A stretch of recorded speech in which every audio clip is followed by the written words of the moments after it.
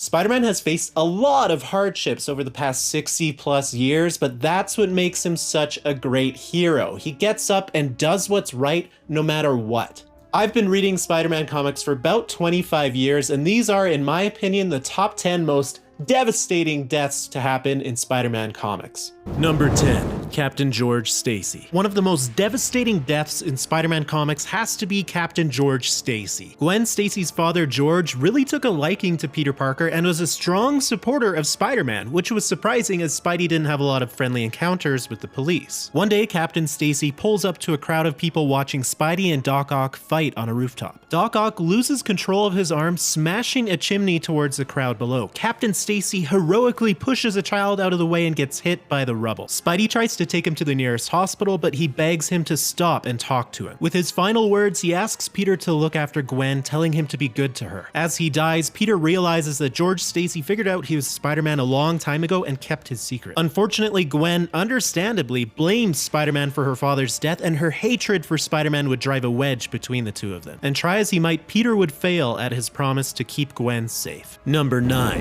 Aunt May. Aunt May is rushed to the hospital after suffering a stroke. May quickly snaps out of her coma and wants to leave the hospital and go home despite the doctor wanting to run more tests. While this is happening, Peter sees his clone, Ben Reilly, outside of the window. Sensing he's not wanted, Ben leaves. Now at home with Peter and MJ, Aunt May intuitively senses that Mary Jane is pregnant and congratulates the two of them. She reminisces about how hard she had to work to set Peter and MJ up on a date and tells them that they will be wonderful parents. A week later, Peter takes May to her favorite spot, the top of the Empire State Building, where Aunt May shocks Peter by asking him what it's like to web sling across the city. She explains she's known he's Spider-Man for years and is very proud of him before she collapses. Peter wants to take her to a hospital, but May demands that he takes her home. As she dies in the arms of her family, Ben Reilly weeps on the rooftop. This heart-wrenching classic story was completely undone 3 years later when it was retroactively written to be an actress who pretended to be Aunt May and pretended to die while the Green Goblin kidnapped the real Aunt May to torture Peter. It's as dumb as it sounds. Clones were right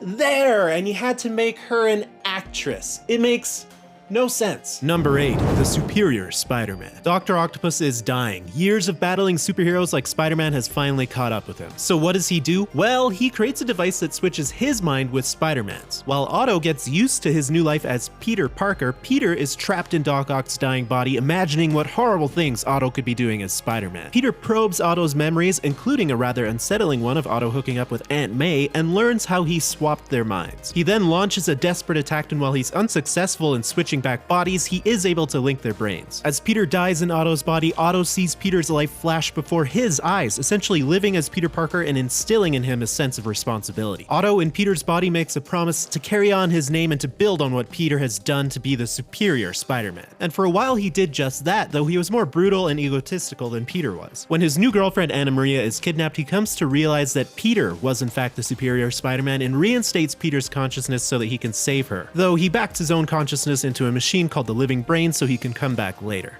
Number 7, Spider-Man vs. Wolverine. In the same comic book, Spider-Man accidentally kills a woman and one of his best friends, Ned Leeds, gets murdered. In Spider-Man vs. Wolverine, Wolverine goes to Berlin to help his former love interest and KGB spy, Charlie, who is being hunted by the KGB. Meanwhile, Peter Parker is sent to Berlin with Ned Leeds, who in the comics is a reporter for the Daily Bugle, to investigate a series of murders in New York with KGB connections. Peter and Wolverine happen to pass each other on the street, and Wolverine can smell that Peter is Spider-Man. He trails Peter back to his hotel and convinces him to help him track down Charlie. When Peter returns, Ned Leeds has been murdered. Peter is devastated. He was the best man at Ned and Betty Brant's wedding. Later, Charlie asks Wolverine to kill her as there's no way she can outrun the KGB. Spidey intervenes and stops him, and an intense battle between the two breaks out. Charlie then tricks a disoriented Spidey into punching her full force, basically committing suicide via a spider punch. You might say it was a rough couple of days for Spider-Man. Number 6, Harry Osborn. Harry Osborn was still recovering after almost overdosing from taking too much LSD the night his father died fighting Spider-Man. A confused and emotionally vulnerable Harry would then find a Spider-Man costume in Peter's bedroom, which pushes him to become the Green Goblin himself and attack Peter, who he's convinced killed his father. Harry would then get amnesia, forgetting Peter was Spidey and his father was the Green Goblin, and live a mostly normal life, even marrying Liz Allen and having a son with her named Normie. Until the Hobgoblin attacked him and his family looking for the Green Goblin formula that gave his father superpowers. Harry Harry's amnesia went away and he drank the Green Goblin formula himself to protect his family. But it drove him mad, essentially giving him multiple personality disorder. He defeated Spider-Man and triggered a countdown timer for a bomb, planning to kill himself and Peter before snapping back to reality and realizing his son and Mary Jane were in the building. He rescues them and even goes back and rescues Peter before dying from the experimental Goblin formula. Of course, people don't stay dead in comics for long and Harry would eventually return, but his death weighed heavily on Peter's conscience. Number 5. Ben Reilly. In the 70s, Spider-Man was cloned by the villain the Jackal, who was actually Peter and Gwen's college professor that was obsessed with Gwen Stacy. After Gwen died, he went crazy and used tissue sample collected in class to clone Gwen and Peter. He learned Peter was Spider-Man and blamed him for Gwen's death, so to get revenge, he pitted Spidey against his clone in a situation where only the true Spider-Man could save Ned Leeds. They saved Ned, but the clone was seemingly killed in an explosion. In the 90s, it was revealed the clone had been living in self-exile using the name Ben Reilly, a mix of Uncle Ben's first name and Aunt May's maiden name. He came back to New York after learning Aunt May was dying. Peter and Ben became friends, fighting side by side as Spider-Man and the Scarlet Spider. To make a long, convoluted story short, Ben and Peter were led to believe that Peter was actually the clone, and Peter retired from being Spider-Man to take care of a pregnant Mary Jane while Ben took up the mantle. Ben was Spider-Man in the comics for a few years until the Green Goblin killed him in front of Peter and Ben disintegrated into dust, proving he was the clone all along. Of course, this being comics, Ben eventually came back.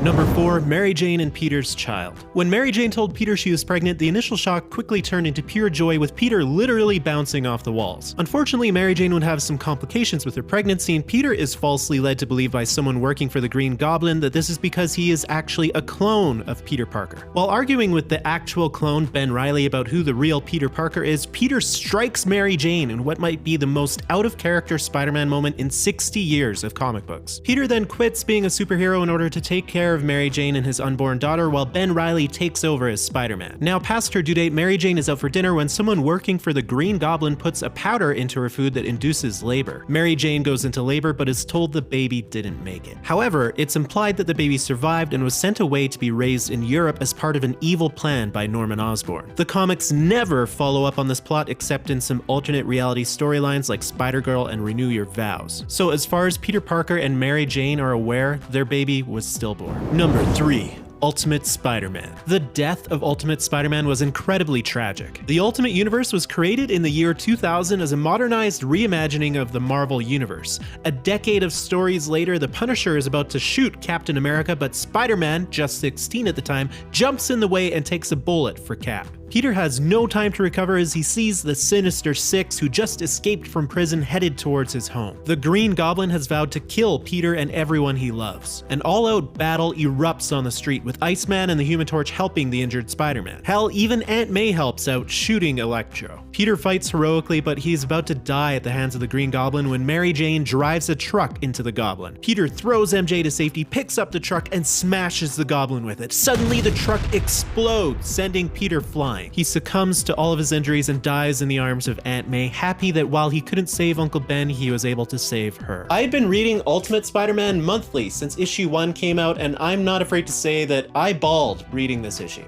Miles Morales happened to watch this happen, inspiring him to take on the mantle of Spider-Man. Number 2, Gwen Stacy. The death of Gwen Stacy was earth-shattering for its time. Superheroes' girlfriends didn't just die back then. This was actually really revolutionary storytelling for its time. After Harry Osborn overdoses on LSD, Peter goes to Norman Osborn's home to see if Harry is okay. During Spider-Man and the Green Goblin's previous battle, Norman suddenly got amnesia and forgot everything about his alternate personality, but upon seeing Peter visit Harry, Norman suddenly remembers everything, and his evil goblin persona is awoken again. Later, when Peter returns home, he finds a pumpkin bomb sitting on top of Gwen's handbag. Fearing the worst, he follows his spider sense, which leads him to the Brooklyn Bridge. The Goblin attacks Spidey, and in the middle of the fight, the Goblin knocks Gwen off of the bridge. Peter is able to web onto her leg, and he thinks he's saved her, but he quickly realizes she isn't breathing. The sudden stop snapped her neck. The Goblin escapes, but Peter tracks him down and an epic battle ensues. Peter stops himself just short of beating Norman Osborn to death, but the Goblin tries to kill Spider-Man with his remote-controlled Goblin glider and ends up impaling himself. The Green Goblin would remain dead for over 20 years of comic stories. Gwen Stacy is still dead, and it's something Peter is constantly reflecting on. Number 1, Uncle Ben. I mean, it had to be this, right?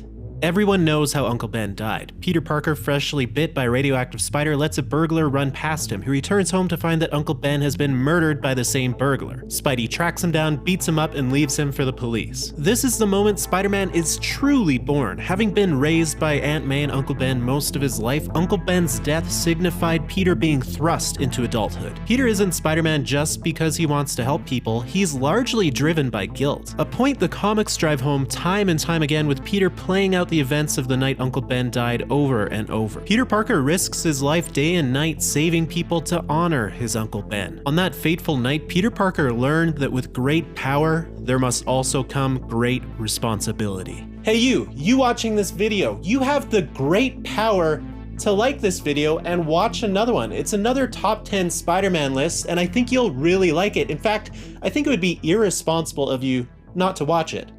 Thanks for watching, you friggin' nerd.